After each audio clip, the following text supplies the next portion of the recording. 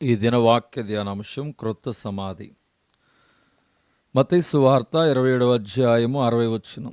తాను రాతిలో తొలిపించుకున్న క్రొత్త సమాధి, దానిని ఉంచి సమాధి ద్వారమునకు పెద్దరాయి పొర్లించి వెళ్ళిపోయెను. శిలువ మరణము, సమాధి పునరుద్ధానము అనునవి క్రైస్తవ్యముకు పునాదిగా ఉన్నవి. యేసుక్రీస్తు సమాధి కార్యక్రమమునకు పూనుకున్న ధనవంతుని పేరు అరిమతాయి యోసేపు. ఒకవైపు అతడు పలుకుబడి గలవాడు, మరోవైపు అతడు యేసుక్రీస్తు శిష్యుడు.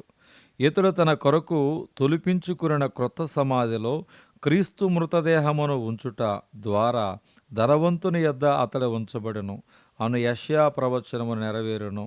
అతనితో కూడా సమానముగా శ్రమించిన మరో వ్యక్తి పేరు నికోదేము. మొదటి రాత్రి వేళ ఆయన యొద్దకు వచ్చిన నికోదేము కూడా బోలముతో కలిపిన అగరు రమారమి 150 సేర్లు ఎత్తు తెచ్చెను. అంతటా వారు యేసు దేహమును ఎత్తుకుని వచ్చి యూదులు పాతిపెట్టు మర్యాద చొప్పున ఆ సుగంధ ద్రవ్యములు దానికి పూసి నారబట్టలు చుట్టిరి. మత్తయి సువార్త 19వ అధ్యాయము 39-40 వచనం. అదే సమయమున ప్రధాన యాజకులను పరిసయ్యులను పిలాతునొద్దకు వచ్చిరి. 3వ దినము తిరిగి లేచుదునని క్రీస్తు చెప్పిన గనక సమాధికి భద్రత కల్పించవలని మనవి చేసిరి. అయితే పిలాతు, మీ చేతనైనంత మట్టుకు భద్రము చేయుడని వారితో చెప్పెను. సమాధి ద్వారమున ఉంచబడిన రాతికి వారు ముద్ర వేసిరి. అయినను ఆదివారమున క్రీస్తు మృత్యుంజయుడే లేచెను.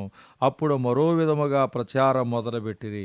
కావల వారికి ద్రవ్యమిచ్చి మేము నిద్రపోవచ్చుండగా ఈయన శిష్యులు వచ్చి మృతదేహమును తీసుకుని వెళ్ళిరని చెప్పమనరి.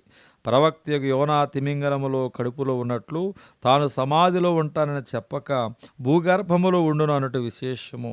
సాధారణముగా చనిపోయిన వారి మృతదేహములో కుళ్ళు పట్టుట సహజం.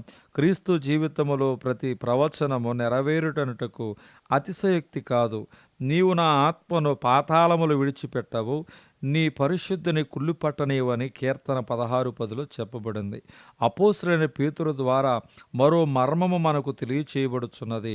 ప్రభు మృతదేహము సమాధిలో ఉంచబడను గాని ఆయన ఆత్మస్వరూపిగా చెరలో ఉన్న ఆత్మల యొద్దకు వెళ్ళి వారికి ప్రకటించను. 1 పేతురు 3:20 యోహాను 12:24. గోధుమ గింజ భూమిలో పడి చావకుండని ఎడల అది ఒంటిగానే ఎండును, అది చచ్చిన ఎడల విస్తారముగా ఫలించునని దేవుని యొక్క వాక్యం చెప్తుంది.